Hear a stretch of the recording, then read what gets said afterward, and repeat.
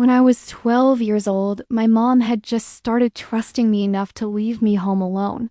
So this had to be when I was 12. We live in a peaceful and ordinarily safe little town. Quiet streets, spacious yards, friendly neighbors, and a charming little village with a bunch of shops and restaurants. It really is not a place where you need to look over your shoulder at night if you're walking alone or anything like that. It just feels safe, which is part of the reason my parents trusted me home 039 alone at such a young age. I still live with my parents today in the same house. The night in question, it was a weekend. My parents were leaving me home alone for the night. When we were really little, my grandparents would watch my older sister and I, but since my sister wasn't home for whatever reason, and since I was kind of old enough to be left alone at that age, my parents decided to just trust me by myself. My parents had us young, so they've always been a bit more active in the sense that 106. They'd often travel or go out on the weekends with their friends. They left me some money for pizza for dinner. It was the ideal night for a 12 or 13-year-old. House to myself, video games all night, and pizza for dinner. I used to be obsessed with James Bond video games when I was a kid. So I was playing some game called Nightfire for my third playthrough on my PS2. After I finished the game again, I decided to order the pizza. There was a pizza place right by our house called Janice. It's been closed for years now, 139, but it was one of my family's go-to pizzerias. I ordered a regular pie. At the age of 12, I could easily eat 3 slices by myself. My mom told me to. Wrap the leftover slices in tinfoil and put them in the fridge. I switched out discs for another video game in the meantime while I waited for the pizza. And when the doorbell finally rang, I hurried downstairs with the $20 bill my parents left me. My mom told me to tip $4. The pizza place was 3 blocks away. So honestly, it wasn't a bad tip, $2.09, especially for the time. The delivery driver was some 30-some-year-old looking guy, though he looked a little rough, like he had a really long and gross beard.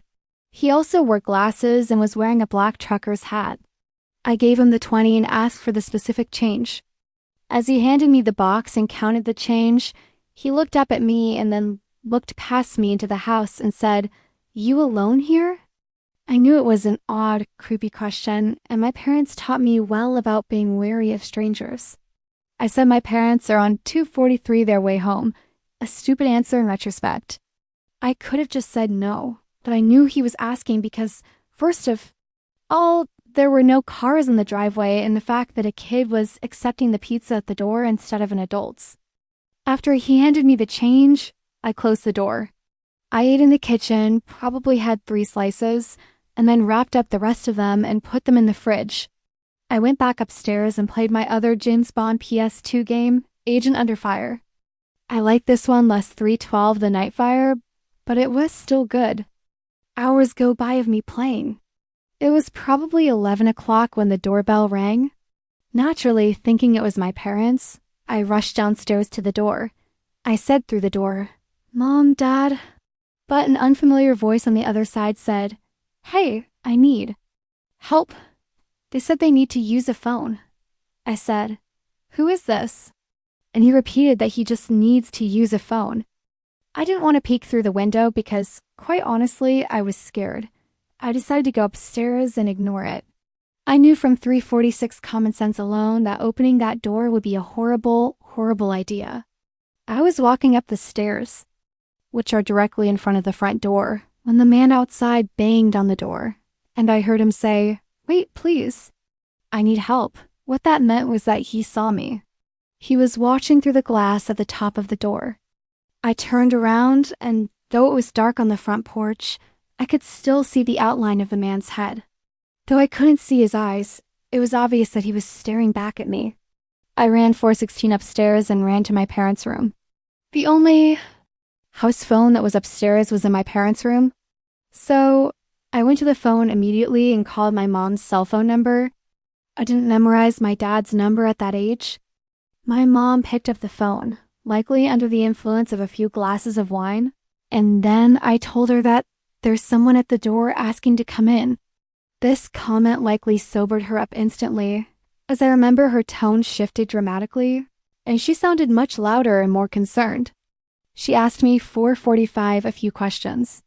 Firstly, if I had answered the man or at all made him aware that I was home, and I told the truth and said yes. I asked who it was. My mom's tongue grew more and more concerned. She asked me if for any reason. Someone knew I was there by myself, and I immediately thought of the pizza guy. I told her that the pizza guy asked if I were here alone, and around this time the doorbell rang 2 more times. I told my mom in a panic, expressing that the guy would not leave. My mom told me to stay put in their room 517 and keep the bedroom. Door locked, she said they were calling the police. My mom kept me on the line with her on her phone while they called the police using my dad's phone. They had to leave the restaurant they were in to go outside to better be able to communicate. It was a summer night. The windows were all cracked open to let some air into the house. And through my parents' window, I heard the gate on one side of the house leading to the backyard opening. It opened in a very discreet, gentle 5:44 sounding way.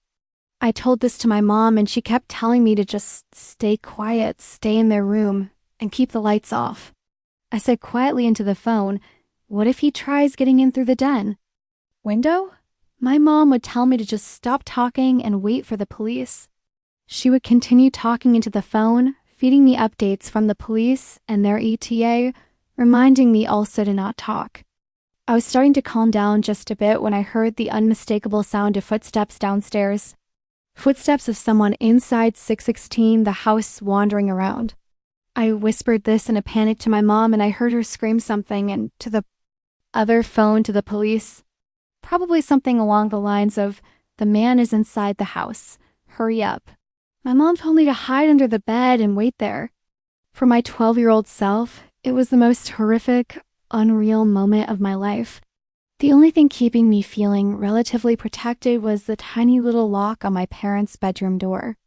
I heard footsteps coming up the stairs. The stairs are by 645 my sister and I's bedroom down the hall. My parents' bedroom is further down. The footsteps faded for a few moments. I am assuming as the intruder went into our bedrooms, searching. My mom told me the police would force their way in and to not move until they were inside. I heard the footsteps in the hallway coming down this way until they got to the bedroom door, and then they tried pressing down the doorknob only to find it locked. They tried a few times as if that would somehow magically unlock the door.